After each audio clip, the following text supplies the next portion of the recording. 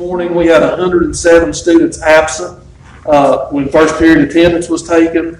And by the end of the day, that number is really creeping real close to 150 when you add what's left and the kids that we've had to send home quarantine. So to be honest with you, the first 2 weeks of school have been amazing. It was more like it was kind of the way it used to be, and it was really good. But COVID has struck, and it's struck really hard. And we have already canceled our football game for Friday night. We have students that are involved in the cheerleading team, the football team, the cross-country team, and now I think also the volleyball team that are testing positive. So athletics, right now that's been put on the back burner, and it's been tough. And I've watched Kim Lovelace all day long, school nurse, and she just happens to be covering for the high school and elementary both right now, and she has not had 1 minute's rest today. It has been constant. The phone ringing, her trying to do the contacts list, and it's to the point that she cannot keep up with it. There's no way. My office staff has also been helping her do contacts, so it's been very strenuous at the high school. Do you have any recommendations, just as a principal? Personally, from what I've seen today and the way it has kind of tidal wave since the end of last week, I have not been wearing a mask at school because I want kids to see my face, and I enjoy seeing their faces. We've been a year and a half without that, but with the way it is, I definitely would recommend that we go to masks inside, and I also would recommend that we go to remote learning for a period of time to try to stop the spread of this amongst our community. If it's in our schools, the way it is right now, and God forbid, we have a kid that gets very severe, or we was to lose a kid, that would be devastating to our school. But, they're going to take this home to their parents or to their grandparents, and it's just going to continue to tidal wave through the community if we don't do something to slow it down. And I think that would be my recommendation as a principal. You said you had almost 150 by the end of the day today. That were gone, yes. And how many are enrolled in high school, 9 through 12? In high school, we have about 352 this year. So that's more than a third. And we're getting real close to 40% if it's not 40%. So this morning, what I had was elementary school 197, middle school 43, high school 110, and that was about 11:33 today. Yeah. 1179 total. Yeah. Can we just narrow that down a little bit and Yeah. say that some of that is probably quarantine, right? Yeah, it's not all positive. A lot of that is quarantine. Let me Yes. be clear, only about 30 kids probably total are positive. The rest of those kids, the 330 or 320 that are home, are because they're close contacts and we didn't have a mask policy, so they had to go home.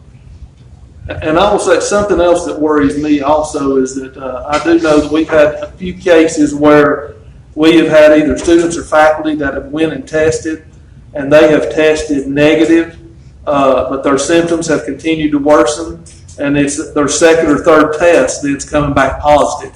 And when that happens, they're carrying it. It's just not throwing a positive, and they're spreading it. So that concerns me also. So what I want to say is, for one, this is your decision. As superintendent, first is the health of the whole community, including our students. Next is the education of our students. Right now, there's not a lot of education going on for a couple of reasons. One is when there's 12 kids out of a 20-kid class, then those teachers are having to figure out how to accommodate this, all of the children. And then we've got a lot of kids down here that are really nervous. Then we've got some kids that are just rolling through. I've got one that he's just going to roll with whatever's going on. So there's all kinds. But my job is to make sure that we educate our kids and whatever it takes to make sure that we get the kids in education, because I will do anything that it takes to make sure kids don't go home all the time remotely like we were before, because that is not a good option. if we have to go home, and if it's your choice to go home for a week or two to kind of get a grasp on what's going on, that's one thing that I will do whatever we can do to keep from having to go home remotely all the time. I just don't think that's a good way to educate children. I really don't. Can I ask Mr. Mason another question? Sure. Do you think if we decide today to go home, and I don't know when we would start this, I'm assuming maybe tomorrow, how prepared would our students be at home to stay home tomorrow to start remote learning? You know, it's hard for me to say. I know that obviously we're going to run into the same issues that we ran into in the last year and a half. Well, our internet situation in Graham County is not good at all, and we're expecting major weather the next 2 days, which makes the internet situation even worse. You know, I told Miss Knight last week, and she'll confirm this, that, you know, the one thing we need to do is try to keep kids in school if it's at all possible. But, you know, I do feel like we have come to the point on the road where I think we've got to look at a different option, because it's just running rampant in Well, right the now, school. we don't have any substitutes or anybody to take places of these people that are out. And so what worries me is when we get bus drivers beyond our capacity on bus drivers. Mr. White's going to have to drive a bus from his office today because we're out of bus drivers. If it runs through the cafeteria, who's going to feed children? So there's a lot of things to consider, you know, beyond just the classroom. And the other issue too is even my teachers, if they're quarantined, being able to have class from home is about impossible for them. I'll just be honest with you. I mean, it is. You know, I live real close to town, and my internet is very sporadic, especially during bad weather. And the teachers that have COVID, they're not going to feel like, you know, having a lesson up there probably. They can put some work online, but I mean, it's going to be a challenge, but we'll just have to do the best we can do for whatever time we're out of school, if that's what the board desires, and you know, that's what the board decides to do. We will try to handle it the best we can, and we will try to keep moving forward with the educational process. That's the only promise I can make. I think it'd be a bigger challenge to be here and not have any children. Yes. But I do understand that if children are in school and they don't have good internet service, they can get from their teachers and download to their Chromebook their work and not have to have internet. Is that correct? They have to have the internet to be able to do the download. That's the only But I'm saying they can do that at school Yes. and then take it home and do it and not have to have internet at home. Yeah. I will say that all the principals put teachers on alert this morning, that this could be a possibility. Of course, it's still whatever you decide, but they were put on alert this morning, so they could begin to put some things there. And I actually did that on Friday because we had so many students being quarantined on Friday that I went ahead and made an announcement that teachers need to go ahead and start putting their, obviously their assignments are on Google Classroom anyway, but I said they need to start using their webcams, filming their lessons, and doing Google Meets live so students that are quarantined can log in during their class times and watch the instruction. So my teachers were instructed to do that. For our little babies, our young children, to work remotely, but we can still send on paper packets. I mean, there's that. That worked very well for many years before we had this, so we don't want this to be a long-term fix. We want this to be a short-term thing where we can gain some sense of able to return. So, but we will do whatever the board chooses to do. Let me ask you this, will the lunchroom still continue to prepare meals and parents can drive by and pick them up? Yes, that I talked with Ms. Moody, and should that be your decision, we will by Wednesday be able to serve remotely from one of the cafeterias, and then should we go into the next week, we can actually get out into the community with the food truck. Do you want to say something, Mr. Kennedy? If we, I guess this might be a recommendation, but, so if we went home, we got 4 days left this week, we got holiday Mondays. So 4 days next week, that's 8 student days. So the following Monday, and I don't know what that day is, and I got That would be September the 13th. no, that's just 8 student days, that would give us a total of 14 days, is that right? I'm doing my 14 calendar. calendar days. I would suggest, I'll throw that out, I'd suggest that, and then come back with, we can discuss this, but then come back after that with masks for 2 weeks, and then reevaluate after that. We can keep But I would- data every day and let you know if there's, any changes. I think I caught your recommendation. I think I did. May say Ms. again? Davis, yes, Ms. Davis, I'm no. sorry. That's okay, Ms. Davis, you had a good point.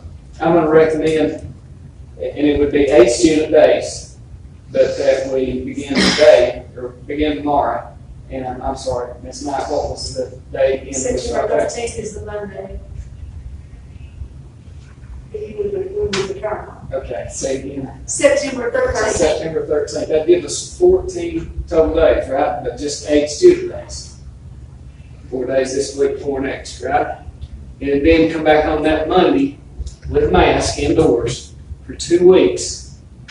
And Angie Ms. Knight can keep us up to date on what's going on. But do that for 2 weeks. And then at the end of those 2 weeks, the board evaluates again to see if further steps need to be taken, or we can drop the mask, or what. So I'm gonna throw that out as a recommendation. I like your recommendation. I was even just thinking 10 days, okay, if we were counting today, as we're counting tomorrow as the first day, and that would put us till next Thursday, which, I know Friday's a terrible day to come back, so probably the 13th.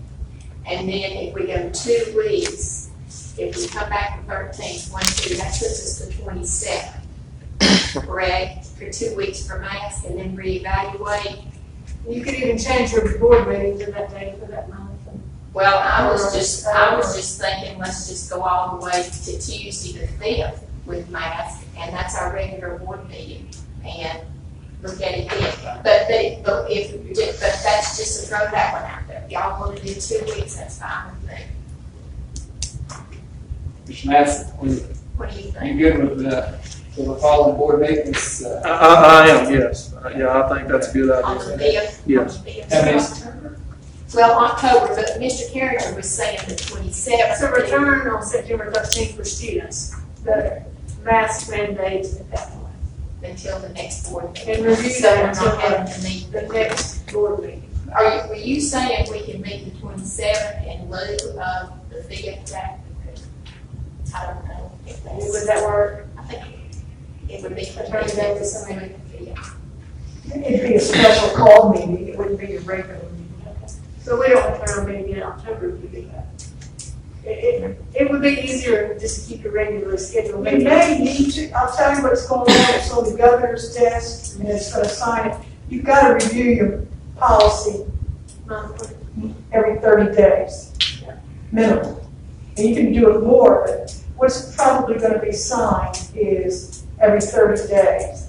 And then have your remote, the General Assembly just voted on it Friday.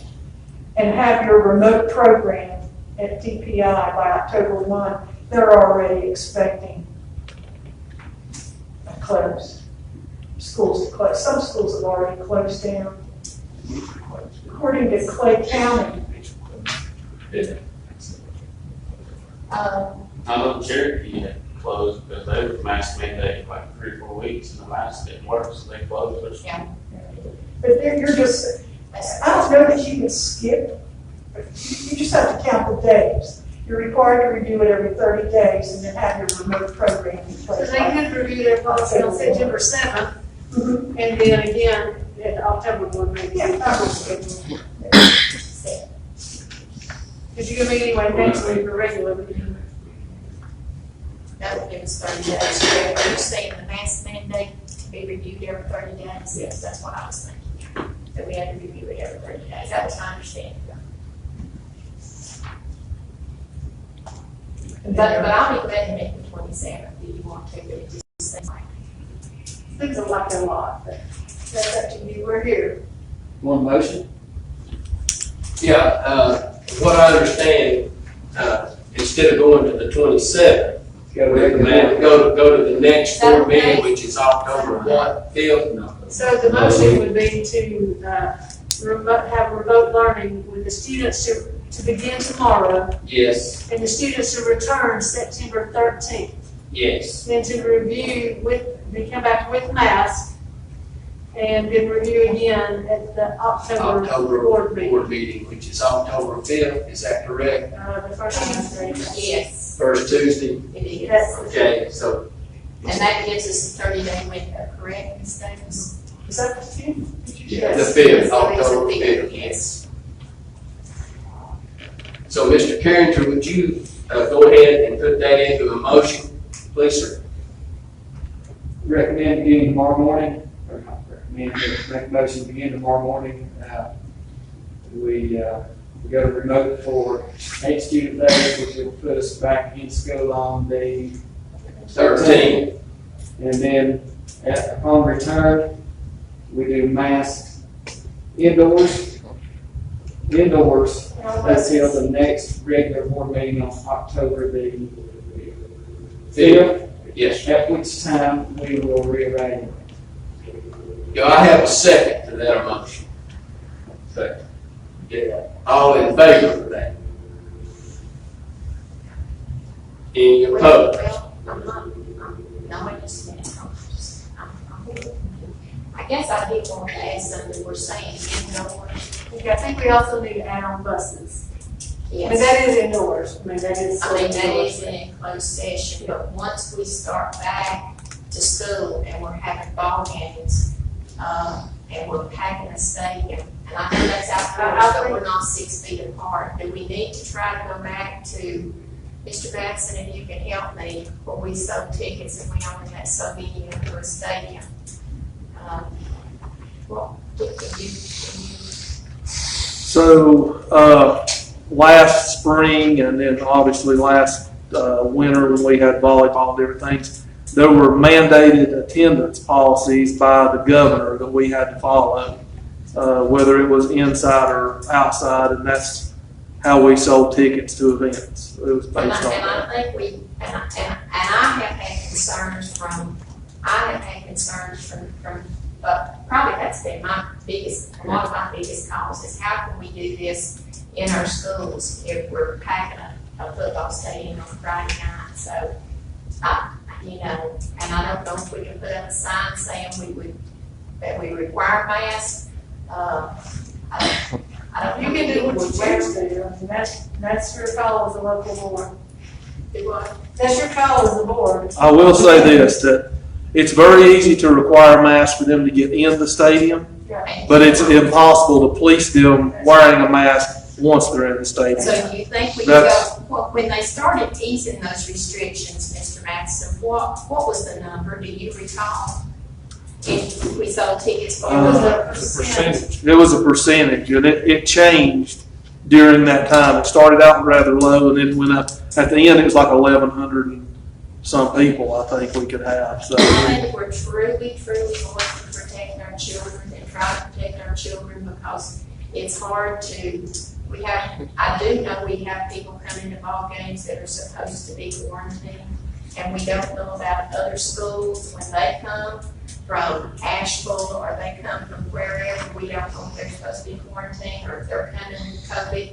They're probably coming with COVID thinking, well, it's outside, it doesn't make any difference, but they're coming to our concession stands, and I think it would be a good idea once we start back at school and start our sports, at least look at it, if we could just look at it till the next board meeting, limit, and I don't know what home games we've got, limit a number of folks in the stadium. Homecoming would be during that time. Do what? That would include our homecoming game. And now that packs people in there. Yeah, it does, yeah. So if we're truly concerned about our children's health, I just wanted to, I wanted to throw that out there, I really did, because I think that's a huge concern. It's a huge concern because I get a lot of that. How can you do that? How can you do that? And I'm like, well, they really don't understand it. If we're doing this in school, they don't understand why we can't do it. And it's a school ground, it's a school function, why we can't have some sort of regulation on that. So how does the board feel about that? And I'll make a comment about that also. you know, some of the surrounding counties have also implemented policies for, say, their home volleyball games right now and things like that. And I do feel like that if we're going to do this, shut school down, put masks on kids all the time, you know, that's something the board needs to consider is looking at how we're going to handle, especially indoor events, you know, versus the outdoor. You know, I mean, there's data out there. I mean, I've read a little bit, but there's data out there, you know, that says the spread's not as likely outside where there's circulation of air and everything, but, you know, it could obviously still happen. We've got outside cross-country events, so, and I do think the board does need to look at how we're going to handle inside sporting events, band concerts, whatever, versus what we do outside. I mean, I think that's not a bad idea. Well, because I did have a text today saying, you know, are you going to punish our kids in school by wearing a mask and making all these mandates, and then you're doing nothing else on school grounds? You know, that's just something I have thought. I can say as a school administrator, we would appreciate some clarity on that ourselves so that we can go forward and try to relate what you've chosen to do. So, My recommendation is you've got a motion on the floor. It's a big, it's a large item to tackle, but you've got this part done about school, remote, 8-student things. So maybe vote on that. And then the second part of your decision will be indoor and outside. So we can do that. Yeah, you can. Okay. You can, you at least, you've got one part of your policy. So can I request that we amend the motion to include and on buses? Because I think that's part of our instructional. Indoors and buses. Yes. Don't take that again. Okay? All right. All right.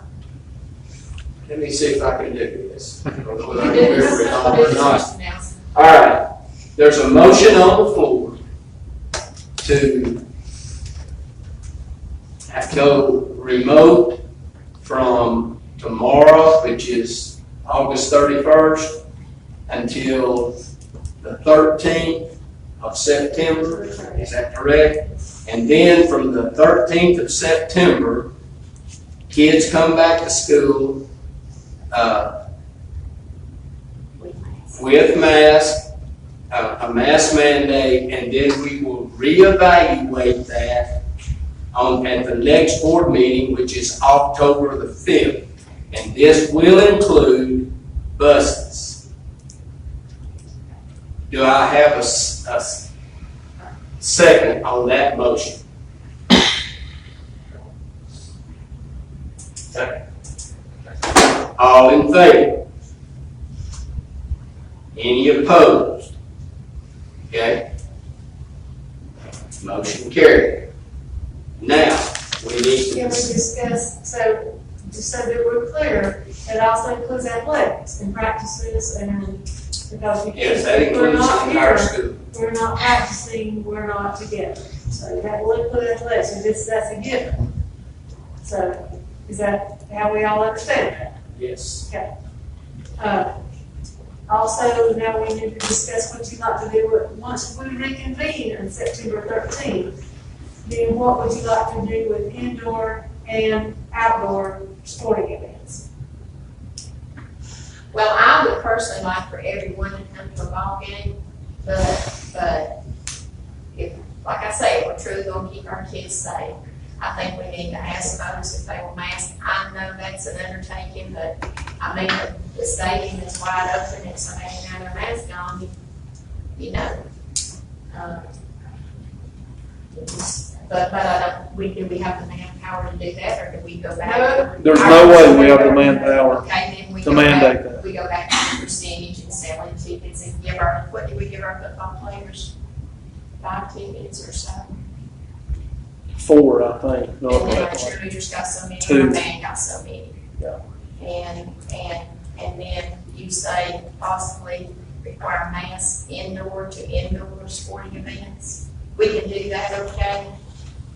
Can we require masks? I mean, can we mandate, can we monitor that better in the gym? So, I mean, here's the issue. I mean, I'm just gonna be honest with you. We did this last year, so We made them wear masks to get into the stadium, into the gym. Some people would wear, some people would show up, we had to give them a mask. We have to have a mask at the table, which is obviously an expense to the school. They go in the gym, they keep their mask on, the first thing they do is this.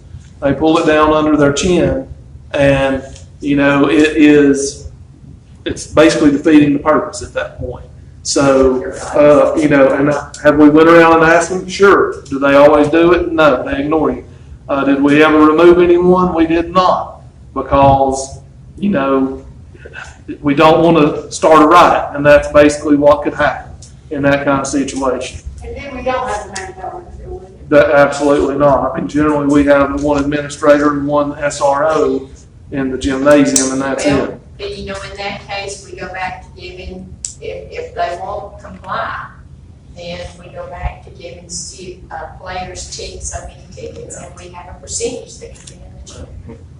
And at a football stadium, that's my, I don't know that I need to put that in more, I'm sure, do we need to talk some more about it?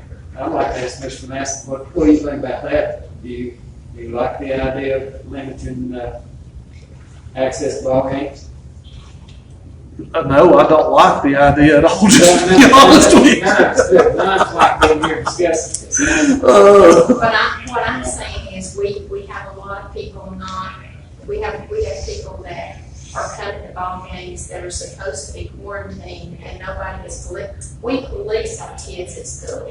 We really police our kids at school, but we don't have anyone policing that. And I mean, we're a small community. We know you're supposed to be in quarantine. Why are you even here? We know you've got family that's got COVID. Why are you even here? And then that's putting our children at risk. And then let me ask this question. At ball games, then, do we mask our band? Do we mask our cheerleaders? And do we mask our football players? Well, I would share that, that this mask mandate, that when they're eating, I mean, you can't honestly eat with a mask on, and when you're doing physical activity. So, however. Kind of hard to blow a horn with a mask on. Well, but I'm saying that's true. And that's outdoors. I mean, that's Yeah. PE for kids, they can have master PE, those kind of things, so I don't feel I like. hate to think I I had think to the down the Athletic court and play Association football with a mask on. The Yes. Athletic Association would make any recommendations, for additional masking for athletes, is that correct, that we can look at in terms of? That is correct, but now what some of the other local boards have done is they are requiring students to wear masks on the bench, say like at volleyball games, but they never have to wear them when they're actually out on the court, on the field of play. Yes. But when they come back to the bench, they're given, a couple minutes to catch your breath, get a drink of water, sit down, and then they put a mask back on. And they're also giving the coaches the flexibility to give instructions and things like that out onto the court without a mask on. And that's what's been done in the volleyball games around the conference now. And I also think that they've not limited the attendance, but they have required masks, in order to come in. I mean, they said if students have to wear a mask, if you're going to be in our building, you have to have a mask on. I'm not opposed to that. Is it hard to enforce? It is, but we will do our best to enforce that inside the gymnasium. I mean, maybe as announcers, they can remind. Yes. Right. None of the schools surrounding us, however, have mandated masks in outdoor sporting events that I'm aware of, which would cover cross country and football right now. And no one has limited attendance that I'm aware of either to those contests at this point in time. I personally think it's going to take that, but that's just my personal opinion. If we're going to do all this other stuff to keep our kids safe, because I know how ball games can be. So.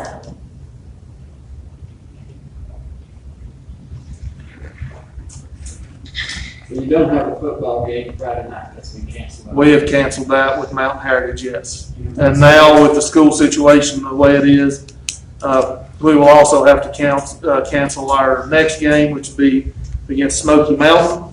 I do know, I'm pretty sure that we have 2 open weeks following that, so you're looking at a month basically without a football game. So I'm sure that the coaching staff will start contacting other schools and start trying to pick up a game maybe for those open weeks. Whether they can get one or not, I don't know. But we're not the only school facing this. There are other schools. The same things are happening, and everybody's schedules are changing week to week, just about, to be honest with you. So that would be a possibility for us to add a game on I think it's September 17th or 24th. And the cross-country volleyball will be canceled too for these two. That is correct. It would be, yes. So that would take care of the outdoor events till 2017. Right? Well, there would be cross country the week we come back, of the 13th. And again, I'm sure they would try to add a football game. I can't imagine them not trying to add one There'll be volleyball also. that week inside. Yes.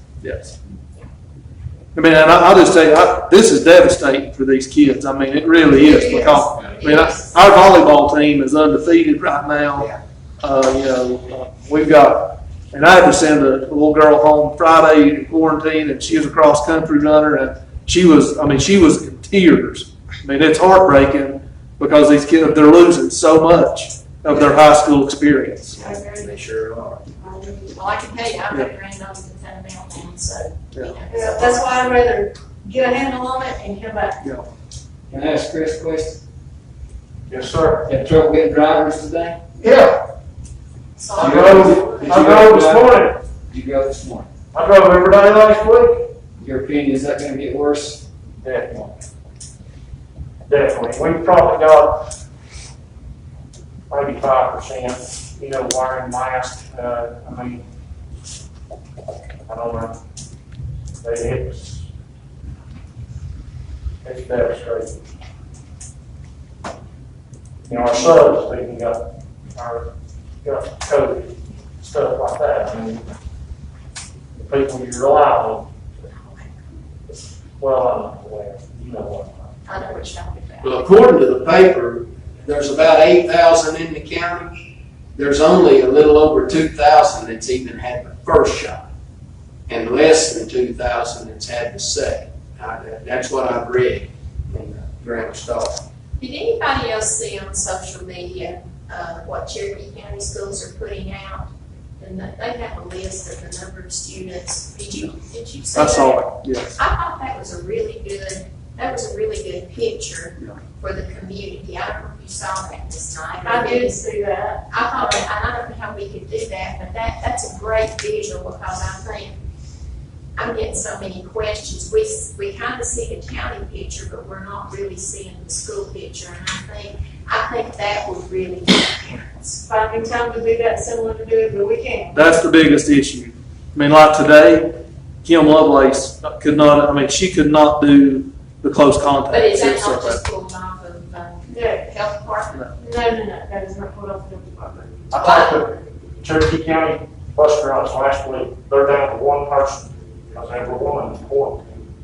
He said, if we have a problem, how big our county is, and they got one guy. So They're calling parents at 1:00 in the afternoon, saying their buses aren't gonna run, their routes aren't gonna run, so it's pretty bad. we've been fortunate enough not to have to do that yet. I've thought about doubling up on the routes, time to, because and we've got a lot of kids riding the buses. I'm telling you. But I will tell you this, that drop off line was done before 3:23 out here today. They have to sign up and there's no car there. So,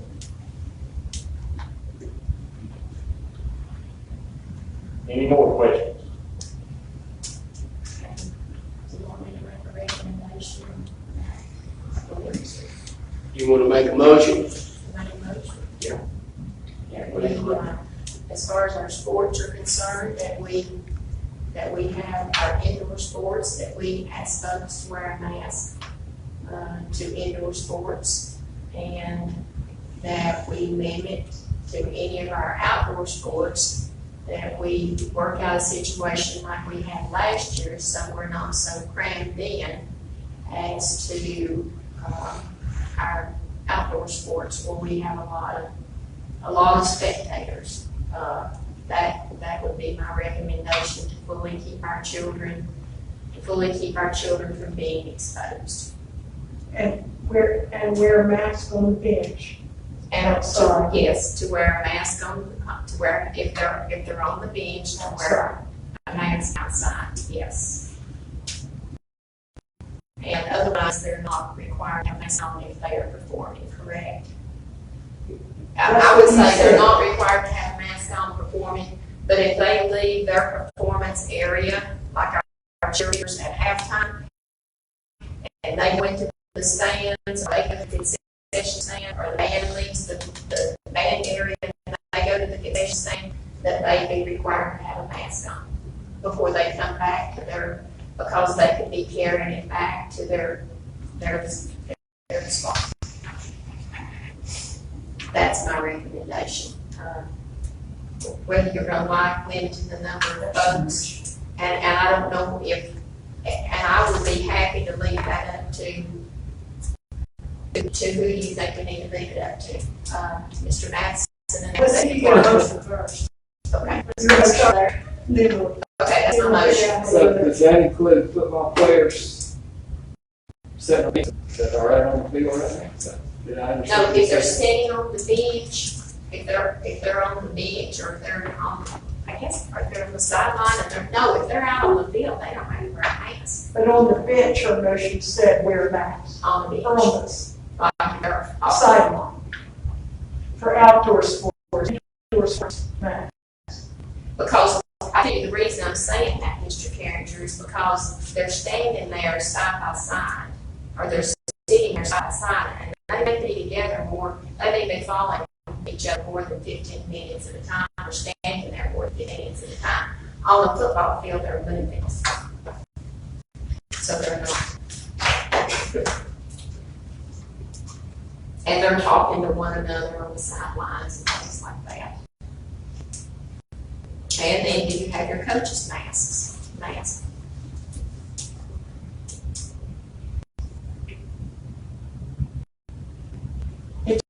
Except, you said except if they're giving instruction. Except if they're giving instruction, exactly.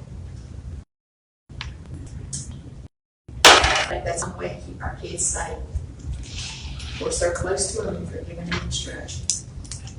Anybody have any comment about? I think those fans would wear masks to get them, I don't know about. When we named it, we didn't go over that limit any games or, Yeah, we sold out twice when we lived. That was with 1,100, and I think like 1,180 was our stadium capacity is around 3,000. That includes standing room, which we based our number off of standing room too. So what's the numbers on the first game? nowhere close. No, nowhere close to that. Is that because Asheville didn't bring? Asheville had almost no fans. Yes, they They had maybe 100 people over there, not many. But But our stands were not full, no. Paying customers, we had about 700 paying customers.